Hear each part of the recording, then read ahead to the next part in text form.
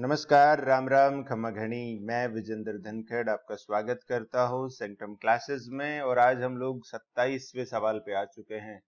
तो आप अगर देखोगे तो आपका एक एक सवाल के साथ 1% जो है वो ग्रामर का खत्म होता जा रहा है। अगर आप ये सीरीज पूरी आप देखते हैं तो ग्रामर की बहुत अच्छी नॉलेज बेटा आपको हो सकती है। तो ये जो सवाल है ये आपका पूछा गया है, मेंस में भी इससे जुड़ा हुआ एक सवाल आया था और ये ऑलरेडी एसएससी सीजीएल 2019 प्री का पेपर है। चलिए सवाल समझते हैं। इसमें कहा जा रहा है कि there is many modes of travel, की यात्रा करने के कई तरीके हैं। किस बात के लिए? To go to Agra, Agra जाने के लिए। बट आई प्रेफर, लेकिन मैं प्रेफर करता हूं रोड ट्रेवल, कि मुझे सड़क से जाना ज्यादा अच्छा लगता है। तो इसमें अपने पास जो एरर है बेटा वो वाक्य की स्टार्टिंग में ही है। और हमने ये देखा है इंग्लिश में कि सब्जेक्ट के अनुसार वर्ब आती है। किसके अनुसार आती है बेटा? सब्जेक्ट के अनुसार वर्ब आती है। लेकिन ये जो कॉन्सेप्ट है, इस कॉन्सेप्ट में क्या हो रहा है कि वर्ब का जो प्रयोग हो रहा है वो ऑब्जेक्ट के अनुसार हो रहा है। और ऐसा कब हम लोग करते हैं? ये जो देयर आप देख रहे हैं, देयर के साथ उसके बाद आए ऑब्जेक्ट के अनुसार हेल्पिंग वर्ब का प्रयोग हम लोग करते हैं। यहां पे इसका ऑब्जेक्ट देखोगे, मोड्स दिया है, मैनी मोड्स, कई सारे। तो ये एक प्लूरल नाउन है। कैसा नाउन है बेटा? प्लूरल नाउन है। और प्लूरल नाउन के साथ इज आना चाहिए कि आर आना चाहिए। तो यहां पे क्या आना चाहिए? आर। कॉन्सेप्ट अपने को क्या याद रखना है यहां पर?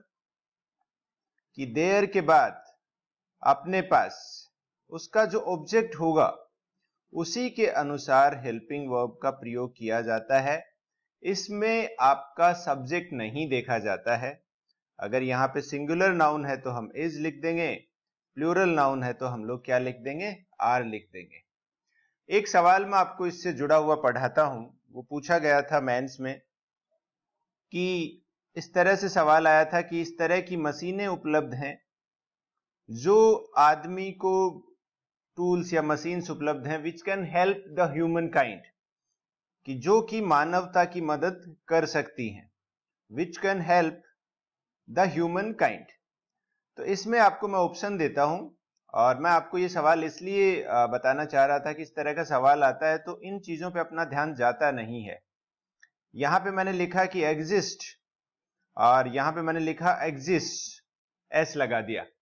तो ए और बी में से क्या आएगा? तो आप यहां पे देखोगे टूल्स जो है वो एक प्लूरल नाउन है। प्लूरल नाउन के साथ वर्ब सिंगुलर आती है और सिंगुलर सेंस में वर्ब प्लूरल आती है और प्लूरल सेंस में वर्ब के साथ एस या ईएस नहीं लगाते हैं।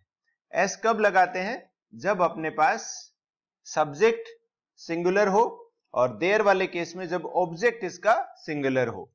जैसे मैं आपको एक एग्जांपल लिखता हूं यहां पर कि देयर, और आपको बताना है कि इसका आंसर क्या होगा, कि देयर लिव ए मैन या फिर देयर लिव्स ए मैन। तो यहां पे हम लोग देखेंगे कि देयर सिंगुलर नाउन है, सिंगुलर वर्ब में एस या ईएस लगाते हैं अगर प्रेजेंट सिंपल की बात हो रही है तो इसमें आंसर क्या हो जाएगा? ये वाला। अब मैं आपको ये बता रहा हूं कि अगर जैसे इज आता है, आर आता है, वोज वर आते हैं, हैज हैव आते हैं, तो उस समय तो ये इसको आइडेंटिफाई करना बहुत आसान हो जाता है, बच्चे आसानी से टिक मार्क कर देते हैं। लेकिन जो मैंने दो एग्जाम्पल आपको लिखे हैं, ये सवाल आपका पूछा गया था 2016 एसएससी सीजीएल मेंस में, और ये वाला केवल आपको समझाने के लिए मैंने एग्जाम्पल दिया है। यहां पे थोड़ी सी आपकी मिस्टेक हो जाती है। तो जब भी देयर का प्रयोग ये हो तो वहां पे आपको ध्यान रखना है कि इस तरह की गलती ना हो। साथ ही साथ आपको ये भी देखना है कि ये वाला जो देयर है इसके तीन यूज होते हैं।